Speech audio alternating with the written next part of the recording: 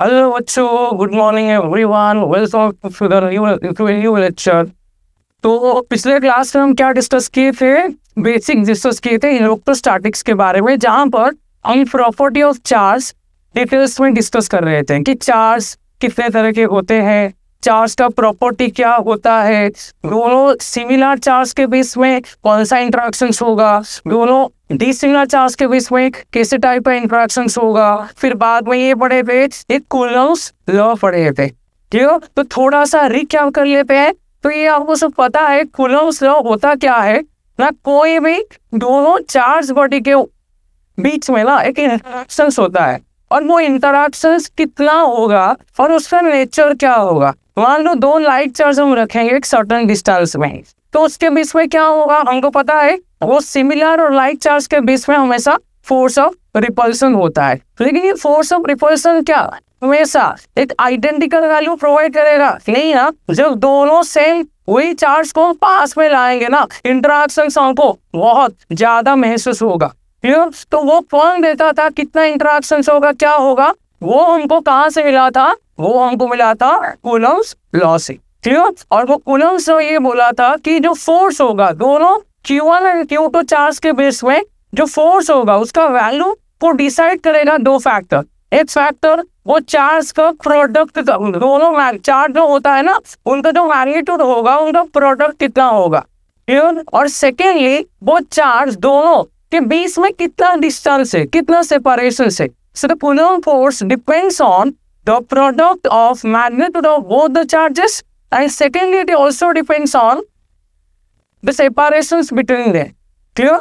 So in the last class we have discussed this formula. Clear? Now अभी last class में और एक चीज भी बताया था कि जो दोनों फॉर्मूला यहाँ पर लिखा हो ना मैंने, एक तो कूलम्ब्स को यहाँ पर लिखा हो ये फॉर्मूला है, दूसरा फॉर्मूला ये है। So जो फॉर्मूला है इसके लिए ना हमने इस एप्सिलॉन नॉट लिखा है, क्योंकि ये फॉर्मूला किसके लिए था? एआर के लिए था, वैक्यूम के लिए था, या फ्री स्पेस के लिए था। क्लियर? लेकिन अगर इसके अलावा कोई दूसरा मीडियम, चाहे कोई भी मीडियम ले लो, कोई ग्लास का मीडियम ले लो, कोई लिक्विड का मीडियम ले लो, कोई भी मीडियम ले लो but other than the vacuum medium, उसके लिए फॉर्मूला क्या लिखेंगे? F equal to 1/4 epsilon. यहाँ पर एप्सिलॉन नॉट नहीं मेंशन करना है, क्यों? It is for a medium, only for the free space हमको एप्सिलॉन नॉट को मेंशन करना होगा। Is that clear?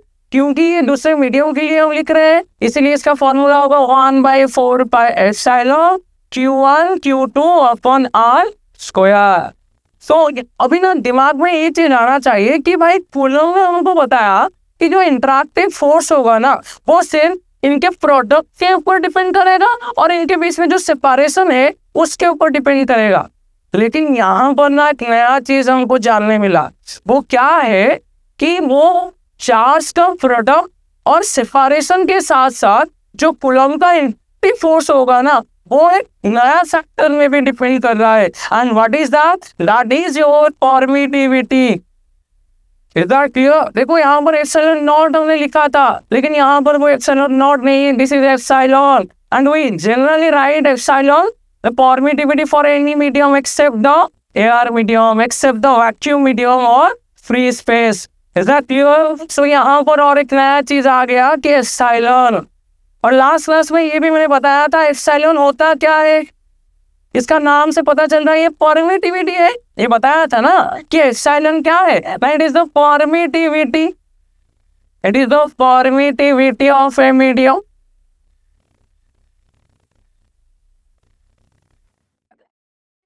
ये भी लास्ट क्लास में बताया था, इसका जो नाम है ना इसका काम एकदम उल्टा होगा। हमको ये लगेगा कि भाई ये परमिशन दे देगा कि दोनों चार्ज के बीच में ना इंटरेक्शन और ज्यादा हो जाए, ऐसा नहीं होगा, उल्टा होगा। जिसका परमिटिविटी ज्यादा होगा ना वहां पर कूलम्ब फोर्स का वैल्यू घटेगा, रिड्यूस होगा। क्यों? बिकॉज जो एप्सिलॉन होता है ना परमिटिविटी होता है, it is simply a property, ये कोई फिजिकल क्वांटिटी नहीं है, बार बार बोल रहा हूँ। It is the property of any medium, it is the property of a medium. और ये क्या करता है? इट इज परमिट्स ये परमिशन दे देता है किसको? कूलम्ब फोर्स को नहीं, ये इसको अपोज करता है, इसको घटाएगा। तो किसको सपोर्ट करेगा, किसको परमिशन प्रोवाइड करेगा? क्या खुद का जो इंटरैक्टिव फील्ड होता है ना, वो खुद के ओन फील्ड को परमिशन देता है कि तुम जाके दोनों चार्ज के बीच में जो कूलम्ब का इंटरेक्शन हो रहा है ना, उसको रिड्यूस कर लो। तो ये कूलम्ब इंटरेक्शन को सपोर्ट नहीं करेगा, ये हमेशा अपोज करेगा। Is that clear? दोबारा बोल रहा हूँ, it is the property of a medium that gives permission, जो परमिशन प्रोवाइड करेगा इसको not to its own medium.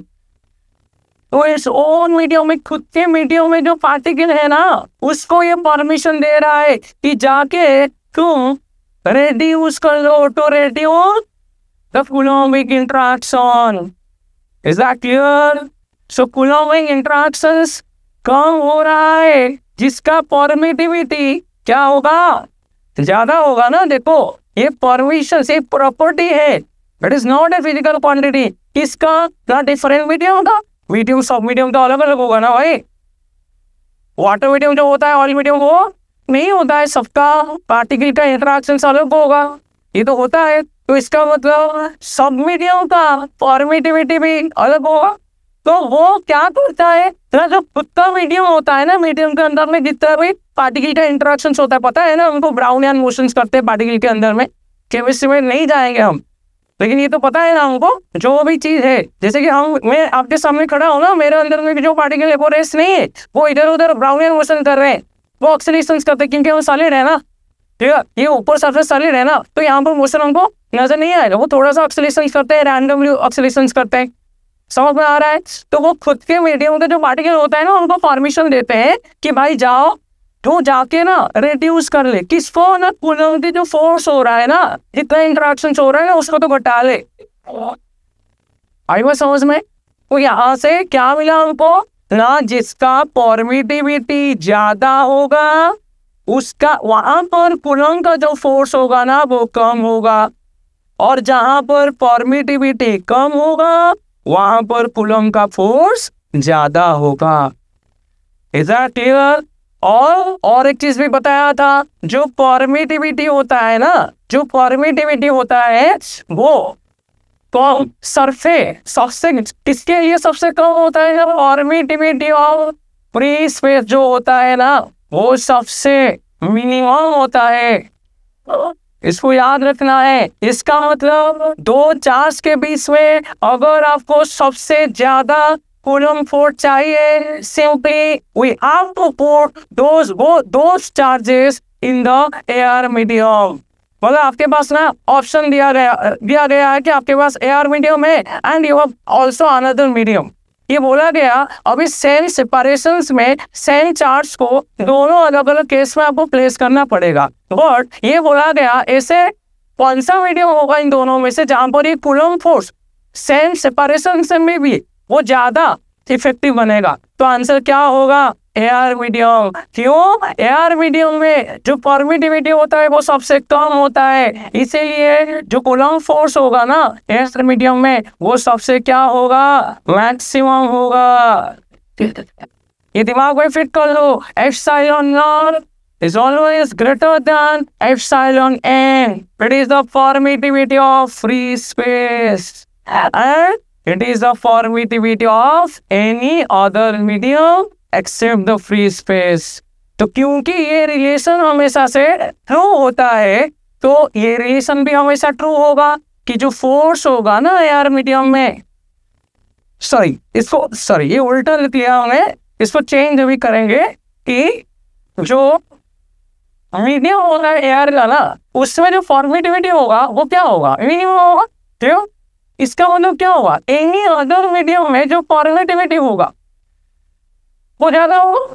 समझ में आ रहा है ना? एनी अदर मीडियम में जो परमिटिविटी होगा वो ज्यादा होगा। तो इसका ये मतलब हुआ यहाँ पर जो फोर्स आएगा एयर मीडियम में वो हमेशा से मीडियम से जो कूलम्ब फोर्स आ रहा है उससे ज्यादा हो। क्यों? ये दिमाग में एकदम फिट कर लो। अगर आपको ज्यादा फोर्स चाहिए आपके लिए बेस्ट ऑप्शन होगा एयर मीडियम। इसीलिए ना ज्यादातर जो केस है ना, देखो फिजिक्स का जो फास्ट पार्ट है ना, ज्यादातर केस में आपको कौन सा मीडियम बोलता है कि find out the force in air medium, find out वगैरह वगैरह जो भी होता है ना, वो एयर मीडियम में पूछता है। क्यों? क्योंकि उसमें जो इंट्रैक्शन होता है ना वो सबसे ज्यादा होता है, क्योंकि उसका जो परमिटिविटी होगा ना वो सबसे मिनिमम होगा। Clear? So permittivity of free space क्या होता है? ये होता है सबसे कम होता है। इसीलिए जो कूलम्ब फोर्स होगा ना, जो कूलम्बिक फोर्स होगा किसमें? ना फ्री स्पेस में। Coulombic force in free space, ये दूसरे मीडियम से क्या होता है? मैक्सिमम। Is that clear? आ गया समझ में? चल अभी एक नया टर्म से बताऊंगा जिसका नाम है रिलेटिव परमिटिविटी। अरे आया समझ में ना? परमिटिविटी क्या है? इसका नाम जो है, इसका काम एकदम उल्टा होगा। ये फॉर्मेशन जिसका परमिटिविटी ज्यादा है ना, वहां पर फोर्स क्या होगा? ज्यादा या कम होगा। क्यों? ये खुद के ओन फील्ड को ना परमिशन देता है कि जाके ना कूलम्ब फोर्स को तो घटा ले। तो जिसका परमिटिविटी ज्यादा होगा वहां पर कूलम्ब फोर्स कम आएगा, और जिसका परमिटिविटी सबसे कम है ना वहां पर कूलम्ब फोर्स सबसे ज्यादा होगा। इसीलिए मैंने ये पॉइंट लिखा कि फ्री स्पेस का परमिटिविटी मिनिमम होता है, जिसके वजह से जो कूलम्ब फोर्स होगा ना वो मैक्सिमम होगा। Is that clear? फिर चलो, तो ये रिलेटिव परमिटिविटी क्या है और ये रिलेटिव परमिटिविटी से क्यों हमें इसको पढ़ना है? तो पहले ना ये हमको सोचना है क्यों इसको पढ़ना क्यों है। बिना रिलेटिव परमिटिविटी के पीछे तो ये काम चल रहा है ना। फोर्स तो फॉर्मूला पता है, 1/4πε0 होगा फ्री स्पेस के लिए, और कोई भी मीडियम के लिए 1/4πε होगा। आया ना दिमाग में? अभी ना देखो, जब भी फिजिक्स आपको पढ़ना है ना, इधर सवाल करना है। मैं पहले क्लास में भी बोला था ये हाउ, व्हाई एंड व्हाट। ये जब तक खुद को नहीं पूछोगे ना, तो मैं कुछ भी आके बोल दूंगा, आपको क्यों एक्सेप्ट करना है? हमको लॉजिक के साथ एक्सेप्ट करना है ना। तो ये रिलेटिव परमिटिविटी में पढ़ना क्यों है? एक चीज बोलना चाहता हूँ, जैसे कि जो फ्री स्पेस का परमिटिविटी होगा उसका वैल्यू कितना है? 8.85 इंटू 10⁻⁻12 पता है? ठीक। जो परमिटिविटी होता है वाटर का ना, ये होता है 7.12 इंटू 10⁻⁻10। समझ में आ रहा है? और जो परमिटिविटी होता है ग्लास का वो होता है 3.01 इंटू 10⁻⁻11। अच्छा, इसका यूनिट क्या होगा? चलो निकाल लो। फोर्स का फॉर्मूला क्या होता है? 1/4πε Q1 Q2 अपन R स्क्वायर। आपको किसका चाहिए? एप्सिलॉन। तो इधर ले लो, इधर आएगा 1/4π, ये 5 इधर डिवाइड होगा, Q1 Q2 अपन विशन स्क्वायर। ये 1/4π का तो कोई यूनिट नहीं है, ठीक है। तो ऊपर क्या बचा? Coulomb square. नीचे क्या बचा? फोर्स का न्यूटन मीटर स्क्वायर। तो ये क्या हो गया? Unit of epsilon. देखो यूनिट को याद भी रखना नहीं है ना, ये सब डिराइव क्वांटिटी है।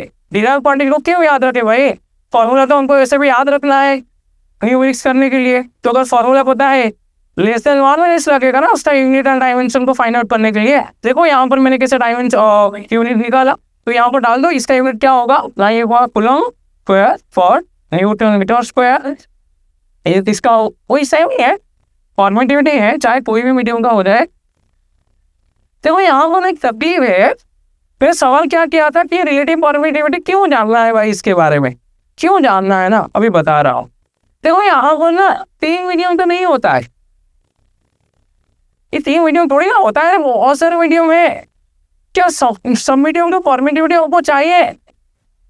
ये पॉसिबल नहीं है, ये पॉसिबल नहीं है। सबका वैल्यू को याद रखना, समझ में आ रहा है ना? तो इससे सब वैल्यू को याद ना रख, अगर नहीं रखना है ना तो क्या करना चाहिए? तो हमको ये टर्म जानना चाहिए, रिलेटिव परमिटिविटी। समझ में आ रहा है ना? क्लियर? सो इसके बारे में हमको मतलब ये करेंगे कि क्यों पढ़ना है, क्योंकि ये सभी वैल्यू को हमको याद नहीं रखना है। क्लियर? तो इस वैल्यू को अगर याद नहीं रखना है फिर कैसे इसके स्टडी करेंगे ना? फिर इसके लिए क्या आएगा भाई? इसके लिए हम स्टडी करेंगे रिलेटिव परमिटिविटी। क्लियर? समझ में आया क्यों रिलेटिव परमिटिविटी पढ़ना है? सभी मीडियम का परमिटिविटी वैल्यू को we don't have to remember all the value, and for that we have to study the relative permittivity. Is that clear? चलो इसके बारे में और डिटेल्स में बताता हूँ। देखो इसका नाम क्या है, रिलेटिविटी और रिलेटिव फॉर्मेटिविटीज। रिलेटिविटी लिख लिया, ये रिलेटिव कर लो, ये रिलेटिविटी नहीं है, ये रिलेटिव फॉर्मेटिविटी है। तो रिलेटिव का मतलब क्या है, ना एक चीज को ना दूसरे के साथ हम कंपेयर करेंगे। समझ में आ रहा है ना? कोई मीडियम का फॉर्मेटिविटी अगर आपसे पूछा जाएगा ना, सिंपली आपको ये बताना है कि भाई ये मीडियम का फॉर्मेटिविटी फ्री स्पेस का फॉर्मेटिविटी से क्या कितना गुना ज्यादा है या कितना गुना कम है। I getting my point? मैं अभी क्या बोला, why I was studying the relative permittivity? Because it is not convenient to remember all the permittivity value of different medium. There are so many mediums are there, no? We can't remember all the values. And for that, we have to study relative permittivity.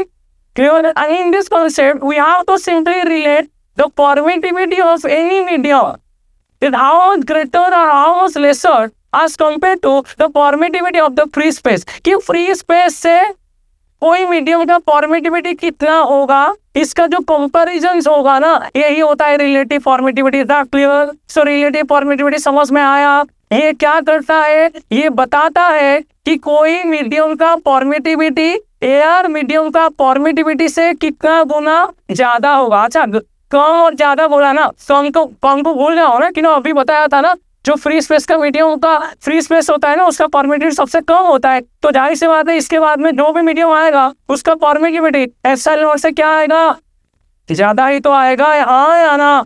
और कितना गुना ज्यादा, वही 70 होता है relative permittivity. मान लो मेरे पास एक medium है, जो मीडियम है वाटर। Is that clear?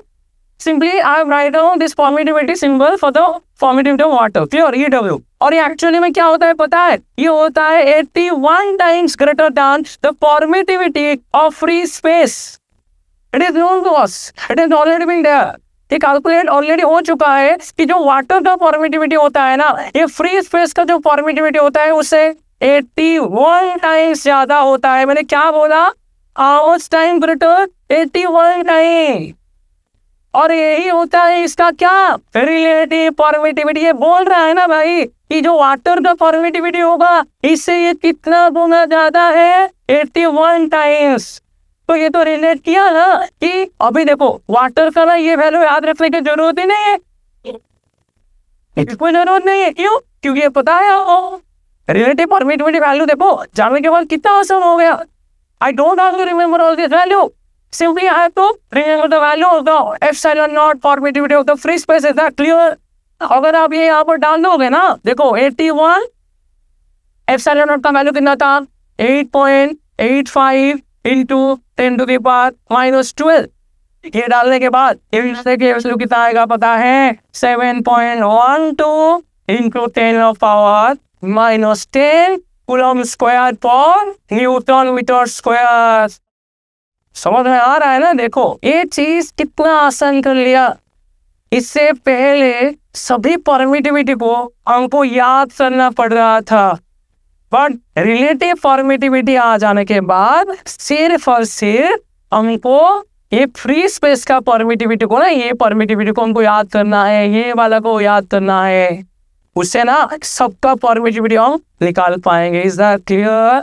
तो यहाँ से मुझे बताओ तो ये क्या हुआ, तो ये ही है रिलेटिव परमिटिविटी। ये बोल रहा है कि भाई मीडियम का वाटर का जो एप्सिलॉन होगा वो एयर का जो एप्सिलॉन होता है उससे कितना गुना ज्यादा है। तो ये रिलेट कर रहा है ना भाई, बोल रहा है कि मेरे से 81 टाइम ज्यादा है। ये रिलेट किया ना क्योंकि ये उसको इसके साथ रिलेट कर रहा है, कोई मीडियम का फॉर्मेटिविटी को एप्सिलॉन नॉट के साथ फॉर्मेट कर रहा है, इसलिए इसका नाम क्या है, रिलेटिव फॉर्मेटिविटी। तो इसको अगर जनरल लिखेंगे तो क्या होगा, permittivity of a medium is equal to relative permittivity. अच्छा इसको एप्सिलॉन आर लिखते हैं, ये कांस्टेंट है, ठीक है, epsilon r equal to epsilon naught. ये आया, समझ में आया? देखो मैंने आपको ना कोई डेफिनेशंस डायरेक्टली बता नहीं रहा हूँ, पहले हमको समझना है ये होता क्या है और लास्ट में हम वो चीज करेंगे। जैसे बुक में जो लिखा होता है ना फॉर्मूला, ये होता है बुक में पहले लिखा होगा कि रिलेटिव फॉर्मेटिविटी का फॉर्मूला होगा epsilon m by epsilon naught. नहीं भाई, क्यों मेरे को वो चीज को ऐसे मतलब ओबे करना है? पहले मुझे समझना है ना ये चीज होता क्या है, लास्ट में वो चीज आ जाएगा। देखो आ ही गया ना। ये क्या कर रहा था ना, ये बता रहा था कि एप्सिलॉन नॉट से मीडियम का परमिटिविटी कितना हुआ ना, ज्यादा होता है। ये रिलेट किया इसके साथ, इसको इसके साथ ये रिलेट कर रहा है कि भाई को इतना बुरा होगा तभी मेरा बराबरी कर पाएगा, अभी मेरा बराबरी कर पाएगा ना। ये बोल रहा है कि तू 81 टाइम्स अगर होगा ना कभी वाटर बोल रहे मेरा परमिटिविटी के साथ तेरा बराबरी होगा, नहीं तो तू बराबरी नहीं कर पाएगा। ये रिलेट किया ना, समझ में आ रहा है? और इसीलिए इसका नाम हो गया relative permittivity, because it is relate the permittivity of a medium with the permittivity of the free space. Is that clear? And that is the reason why it is known as relative permittivity. Now let's find out what is the formula for the relative permittivity. As we can see epsilon m, we got that epsilon r into epsilon 0. Is that clear? So यहाँ से जो तो चलो इसका formula निकालते हैं। तो इसका फॉर्मूला क्या आएगा, इसे देखो कि epsilon r is equal to epsilon m divided by epsilon naught. So relative permittivity is equal to the ratio between the permittivity of medium to the permittivity of free space. आया समझ में? ये क्या ये समझ में आया ना कि जो रिलेटिव परमिटिविटी होगा वो एक रेशियो होता है, प्योर रेशियो है। देखो ये प्योर रेशियो आ रहा है ना, ऊपर भी परमिटिविटी है और नीचे भी परमिटिविटी है। ऊपर किसका परमिटिविटी होगा, मीडियम का होगा, ठीक है। नीचे किसका परमिटिविटी होगा, फ्री स्पेस का होगा। तो ये प्योर रेशियो आ रहा है ना, हमको पता है जो भी प्योर रेशियो होते हैं उनका कोई यूनिट होता है क्या, होता है क्या बच्चों? नहीं होता है ना। इसीलिए जो रिलेटिव परमिटिविटी होगा ना वो भी एक यूनिटलेस क्वांटिटी होगा। समझ में आ रहा है ना? तो इसका कोई यूनिट नहीं है, क्लियर? सो जो रिलेटिव परमिटिविटी होगा ना, ये रिलेटिव परमिटिविटी होगा वो यूनिटलेस होगा।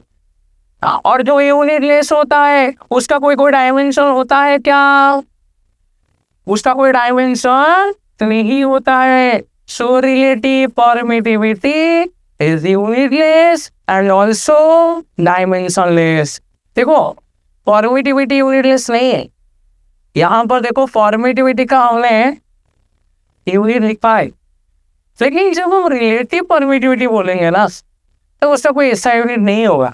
देखो सवाल अभी करेंगे, एक दो सवाल करेंगे, बहुत अच्छा खासा सवाल करेंगे, वहाँ पर ना रिलेटिव परमिटिविटी हम निकालेंगे लेकिन उसका कोई यूनिट नहीं आएगा, क्योंकि ये तो अपन फिर सामने नजर आ रहा है ना ये यूनिटलेस होगा, क्योंकि प्योर रेशियो है। Permittivity of medium by permittivity of free space, उसका यूनिट जो होगा इसका यूनिट तो वही है ना, वो कट हो जाएगा, कैंसिल आउट हो जाएगा। सो उसका कोई ऐसा यूनिट नहीं होगा। और पता है ना जो यूनिट लेस होता है उसका कोई डायमेंशन भी नहीं आएगा, m0 l0 t0 आएगा, इसका डायमेंशन कुछ नहीं आएगा। Is that clear? लेकिन इसका डायमेंशन यूनिट दोनों होगा। और बार बार बोल रहा हूँ, permittivity too haves to possess unit and dimensions, whereas relative permittivity doesn't have any unit and also doesn't have any dimensions. Is that clear? कौन से समझ में आ गया? क्लियर? तो रिलेटिव परमिटिविटी क्या समझ में आया? ये कुछ नहीं है, ये आसान कर लिया। बहुत सारे मीडियम का सभी परमिटिविटी वैल्यू को याद करना यही बड़ा। ये बोला भाई कि सभी मीडियम का परमिटिविटी एयर मीडियम का परमिटिविटी से कितना गुना ज्यादा होता है ना, ये मैं बोल सकता हूँ। और वही वैल्यू जितना होगा ना वो मैं ही हूँ।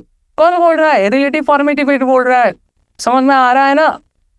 चलो कुछ सवाल करते हैं, ये सवाल करेंगे। इससे पहले ना और एक चीज आपको बताना मैं चाहता हूँ। देखो यहाँ पर अभी हमको ये पता चला जो एप्सिलॉन आर होगा वो क्या होगा। आया ना? अरे आया ना, यही तो होता है ना। चलो मुझे एक बात बताओ, ये पहले निकाल, ये निकालो पहले से। क्या लिखा मैंने? एफ नॉट, नॉट का मतलब फ्री स्पेस। तुम्हारे पास कर लो, जहाँ पर भी आगे आपको नॉट मिलेगा ना, that means I am talking about the free space. और ये फोर मीडियम। चलो ये रेशियो पहले निकालते हैं। ये क्या था? 1/4 pi epsilon not Q1 Q2 upon R square. ये था क्या 1/4 एप्सिलॉन m Q1 Q2 अपन R स्क्वायर आया ना। देखो ये कट होगा 4/4 कैंसिल हो गए, तो ये ऊपर जाएगा या नीचे आएगा, आया ना।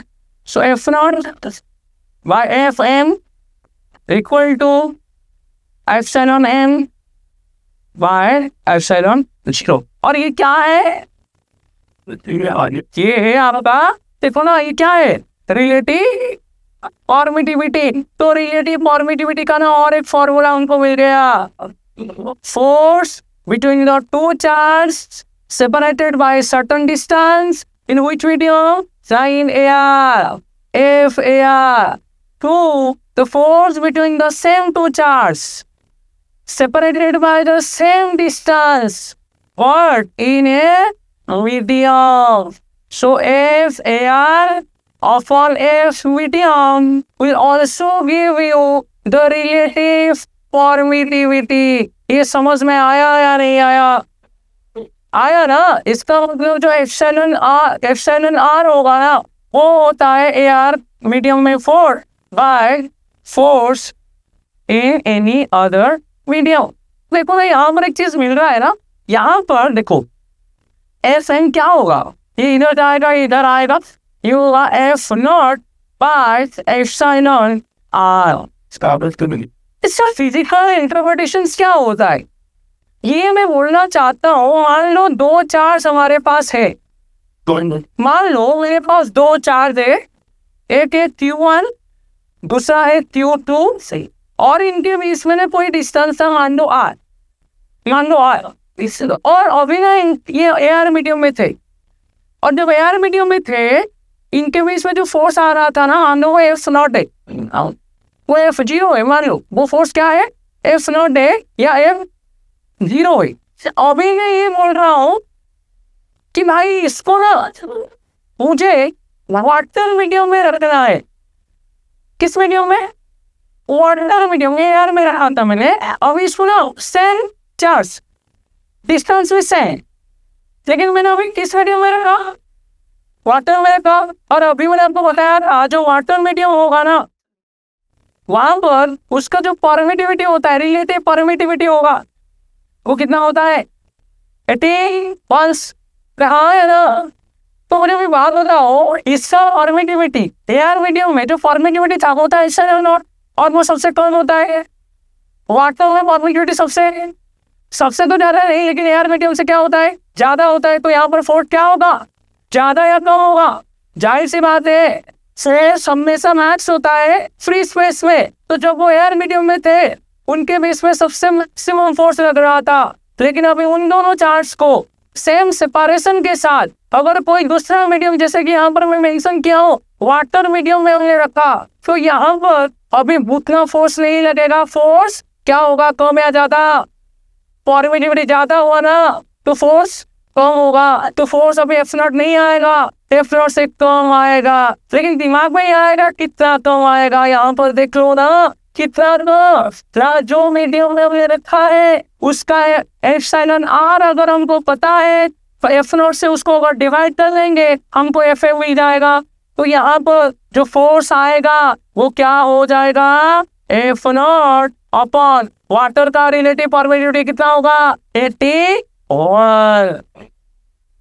आई समझ में बात, इन बहुत कॉन्सेप्चुअल चीज था। मतलब अगर कोई दोनों चार्ज के बीच में कुछ सेपरेशन है और इनको आपने ना एयर मीडियम में रख लिया, वो फोर्स था F0 और एयर का परमिटिविटी होता है एप्सिलॉन नॉट, जो भी परमिटिविटी सबसे कम वाला होता है। जो फ्री स्पेस का परमिटिविटी होगा ना, ये हमको पता है ना, ये सबसे क्या होता है मिनिमम होता है ना। तो जाहिर सी बात है अभी इनके बीच में जो फोर्स लग रहा है ना मैक्सिमम फोर्स है। किसका क्लियर, लेकिन मैंने अभी इनको क्या कहाँ में रख दिया ना, वाटर मीडियम में रख दिया। और वाटर में क्या होता है परमिटिविटी, ये तो पता है ना, इसका मिनिमम होगा, मतलब इसका तो ये मिनिमम है, इसका मतलब कोई भी मीडियम ले लो, इस एप्सिलॉन नॉट से वो ज़्यादा होगा। अगर ज़्यादा होगा तो फोर्स अभी F0 से बहुत कम आएगा, लेकिन इतना बता पाएगा कि कम आएगा, लेकिन कितना कम आएगा उसके लिए हमको क्या जानना है, फिर उसी मीडियम का रिलेटिव परमिटिविटी। जैसे कि वाटर का रिलेटिव परमिटिविटी 81 टाइम्स होता है, ज्यादा होता है। समझ में आ रहा है ना? तो 81 मैंने डाल दिया तो फोर्स क्या होगा, F0/81। देखो समझ में आया? तो इसका मतलब अगर रिलेटिव परमिटिविटी आपको पता है, सिंपली उसको एयर मीडियम में जो फोर्स है उससे डिवाइड करना है और कुछ नहीं करना है ना। दोनों चार्ज जब एयर मीडियम में थे, मान लो उनका फोर्स था F, अभी कोई मीडियम में आपने डाला, इसका रिलेटिव परमिटिविटी आपको पता है, मान लो रिलेटिव परमिटिविटी वाटर हो गया 81, तो वहां पर फोर्स कितना आएगा ना, F डिवाइडेड बाय 81, वो 81 टाइम कम हो जाएगा क्योंकि उसका परमिटिविटी 81 टाइम ज्यादा है, और परमिटिविटी ज्यादा होने से कूलम्बिक इंटरेक्शन रिड्यूस होता है। परमिटिविटी जितना ज्यादा होगा वहां पर इंटरैक्टिव फोर्स उतना कम होगा। Is that clear? तो कोई फोर्स अगर पूछता है मीडियम में उसका रिलेटिव परमिटिविटी, एयर का फोर्स जो मिला था एयर मीडियम में, उसे हम डिवाइड कर लेंगे तो हमको मिल जाएगा आंसर। देखो ये कितना आसान हो गया। Is that clear? Let's find out how to solve this numericals. Questions पढ़ो क्या लिखा है, पहले न्यूमेरिक्स को सॉल्व करने से पहले क्वेश्चंस को अच्छे से रीड करना है। Now it is given that the coulombic force between two charges, one is Q1 and one is Q, वो चार्ज है Q1 और Q तो है, और वो किस मीडियम में है, वैक्यूम में है, फ्री स्पेस एयर, क्लियर। और वहां पर कूलम्ब फोर्स कितना है, ऐसे ये तो कूलम्ब फोर्स सारा ये आ गया आया ना। और अभी उनके बीच में जो डिस्टेंस था वो क्या था, ज्यादा डी था। ये बोलना चाह रहा है कि दो चार्ज है Q1 और Q2, उनके बीच में डिस्टेंस क्या है, डी है, एंड उसको कौन से मीडियम में मिल रहा है, वैक्यूम मीडियम में, और तभी उनके बीच में जो कूलम्ब फोर्स लग रहा है वो क्या है, कैसे, कैसा क्लियर आ गया समझ में। फिर भी यही बोर्ड उन्हीं दो चार्ज के बीच में कितना हो गया, F5 और हो गया। देखो पहले क्या दिया, जो F0 दिया था ना, F दे दिया आया, अभी एक लिक्विड मीडियम दे दिया, एक लिक्विड मीडियम दे दिया।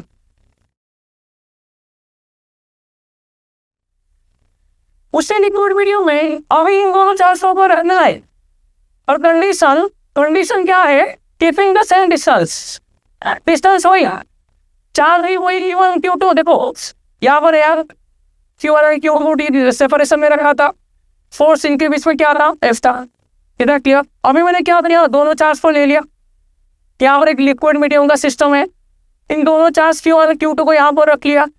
Condition keeping the distance same, D distance, यहाँ पर भी डिस्टेंस सेम डी। लेकिन यहाँ पर क्या होगा, फॉर्मेटिविटी फ्री स्पेस में सबसे मिनिमम था, लेकिन यहाँ पर फॉर्मेटिविटी ज्यादा हुआ, और मैंने बार बार ये बोलता आ रहा हूँ कि फॉर्मेटिविटी ज्यादा होने से कूलम्ब फोर्स घटेगा। देखो घटा है ना, घटा है या नहीं, तो मीडियम लिक्विड मीडियम में वही फोर्स कितना हो गया, एस वाई। समझ में आया कुछ या नहीं आया, इधर और ना। अब जो मीडियम का लिक्विड मीडियम का फोर्स है ना, जो लिक्विड मीडियम का फोर्स है,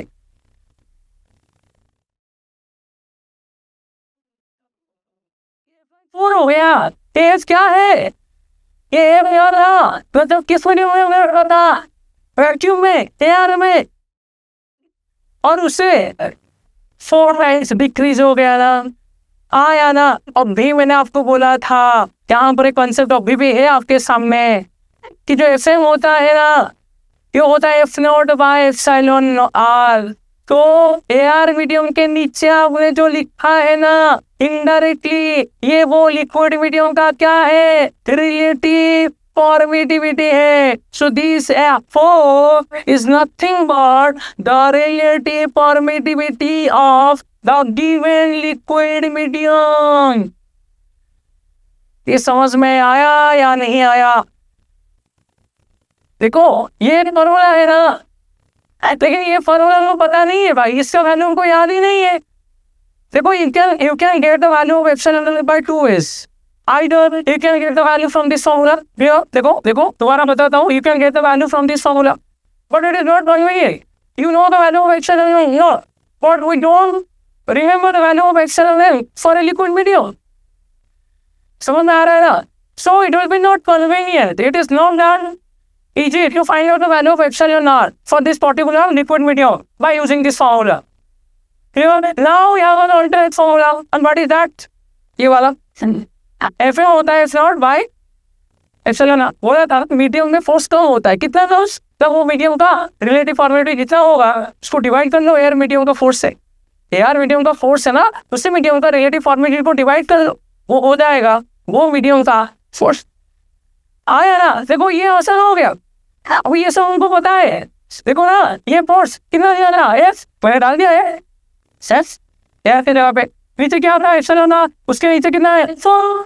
ऑर्डिनरी में फोर्स एफ था, लिक्विड मीडियम में घट गया कितना टाइम्स 4 टाइम्स. और वो जो नीचे लिखा था वो क्या था epsilon R. So this is how we got the value of relative permittivity. Is that clear? आ गया समझ में? तो ऐसे टाइप का सवाल अभी बन सकता है ना.